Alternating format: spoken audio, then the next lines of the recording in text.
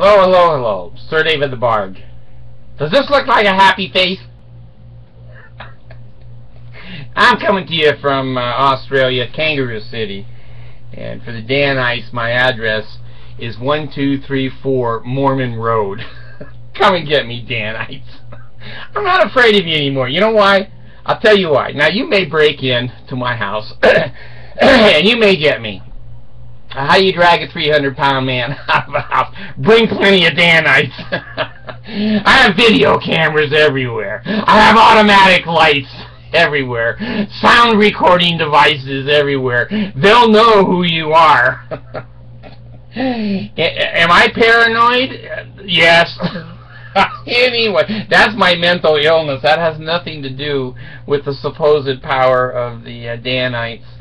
Let me mention to you, now, I never report anything to you that I haven't personally verified myself as being true. I'm going to pass on to you a rumor. Okay, I've read it. It's in a blog, but I don't report on blogs. Well, not generally speaking. I only report on things that have been reviewed by newspapers and are official Mormon Church documents. That's another word for lies. Anyway, there's a big thing going on right now about asking underage people and even adults about their sexual activities. Especially the Mormons are keyed in on masturbation. I don't know why. They want you to turn your penis and your vagina into them until you're 24 years old. And so anyway, there is a reasonable blog that one of the bishops asked a 12-year-old girl about bestiality. I don't know. You know, I can't confirm or deny whether this is true. If I had to make a guess and a bet, I would bet he did. They have no limits. They have no limits. And she said she didn't know, and he took the pleasure of explaining it. And when the girl got home, she took her dog to the dog pound and left him. Anyway, you can never tell if I'm kidding you or lying to you. I told you, I always do this if I'm lying to you, so I don't know if I'm lying. All right, here's the article I want to focus. This is out of the Salt Lake Tribune today, the 25th, at 12:41 p.m. Okay, former Utah middle school worker sentenced for sexually abusing teen. Well, I thought this was a weenie out of the pants. I read the article. It ain't no weenie out of the pants. It's a vagina out of the panties. Okay, West Jordan. It was a generous birthday gift. Roses and a ring shimmering with glint of diamonds.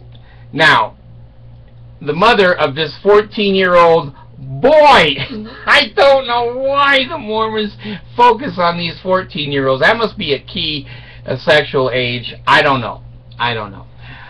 So this kid got a shimmering ring with diamonds all over it.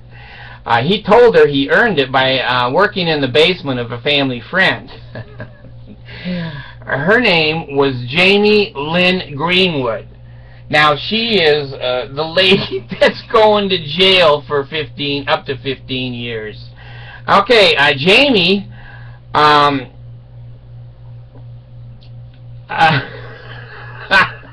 it says nearly 5 years later, the mother told a 3rd district judge that she didn't want to think about what ugly things her teenage son had to do to give her such beautiful gifts. You can't imagine, and I can't imagine, this young boy, what he had to do to this 44-year-old woman to get those kind of gifts. I still can remember being 14. I remember being in 8th and 9th grade. I remember in 9th grade, we had a girl that got sexually involved with a teacher, and his wife was a teacher at the same school, and he got her pregnant and divorced his wife and stayed married to the 9th grader, and they've had a family ever since then. But anyway, I remember the nasty things I would have had to do to get those golden rings. And it's a dirty job, but some boy has to do it. Anyway, on Friday, Greenwood was sentenced to prison. The 44-year-old woman pleaded guilty last month to 2 second-degree felony counts of forcible sexual abuse, 2 third-degree felony accounts of unlawful sexual activity with a minor. Now, can you see this 14-year-old boy being tied down, arms and legs? No, don't make me do it. And this 44-year-old woman, the height of her sexuality, jumping on his erection. He must have just complained like crazy. And then she sends him gold rings and going, that was a good one last night. And the mother and the father go, hey, I don't know where he's getting all these fancy gifts. Let's see, now here's the ringer here. She was a cafeteria worker at Eastmont Middle School for 4 years until she resigned because of the allegation. Greenwood had complained or claimed the relationship was consensual and that the boy threatened and intimidated her into having sex. Now, here's what I'm thinking. Okay, here's what I'm thinking. Let me come back to myself. Okay, now, I've stood in line as an 8th and 9th grader in the cafeteria. And back in the old days, ketchup was a fruit. Or no, it was a vegetable. It was a vegetable. So this 14-year-old is pushing his tray along the cafeteria line, and he sees this 44-year-old woman. Now, let me tell you something. When I was 14, I wasn't thinking of 44-year-old women. I was thinking of 8th and 9th grade girls, but, you know, maybe this kid was far in advance of me. But anyway, as he slips his plate past her, he says, I'll take 2 of those and a little bit more of this, if you know what I mean. And if you don't give it to me, I'm going to come over to your house and you're going to force me to have sex with you. Even the Mormon women can't make up a reasonable defense.